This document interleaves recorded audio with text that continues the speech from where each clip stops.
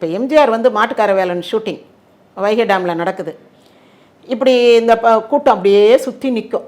இந்த இடத்துல 2-3 கேமரா இருக்குது, ஆளுகள்லாம் உட்காந்துருக்காங்க, நடந்துக்கிட்டு இருக்காங்கன்னா அப்படியே சுற்றி உட்காந்துருப்பாங்க. அங்கே அந்த கேமரா செட் பண்ணிவிட்டு கூப்பிடுங்கன்னு எம்ஜிஆர் சொல்லி ஒரு ஓரமாக சேர் போட்டு உட்காந்துருப்பார். வச்சுட்டு கூப்பிடுவாங்க. வந்து நின்று கேமரா வழியாக பார்த்தா ஆளு தான் தெரியும், 100 பேர் நிற்கிறதான் தெரியும். நீங்கள் வச்சுட்டு கூப்பிடுங்க, ஆட்களை ஒன்றும் சொல்ல வேண்டாம், நான் பார்த்துக்கிறேன்னுவார். எம்ஜிஆர் இந்த கேமராவில் பார்த்துக்கிட்டு இப்படிம்பார். இப்படி இப்படின்னு சொல்ல சொல்ல அந்த கூட்டம் அப்படியே விலகும், கடல் விலகுன மாதிரி. சரியா? போதும் நின்றுங்க அப்படின்னா நின்றோம். அந்த மாதிரி எம்ஜிஆருடைய விரல் அசைவுக்கு கூட்டம் கட்டுப்படும்.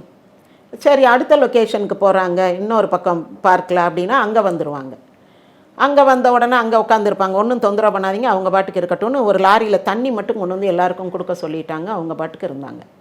இந்த மாதிரி செடியை பிடுங்கிறது, செடியை தொட்டியை தூக்கி போடுறது, வைக்கிறது, இந்த அட்டூழியம்லாம் பண்ண மாட்டாங்க.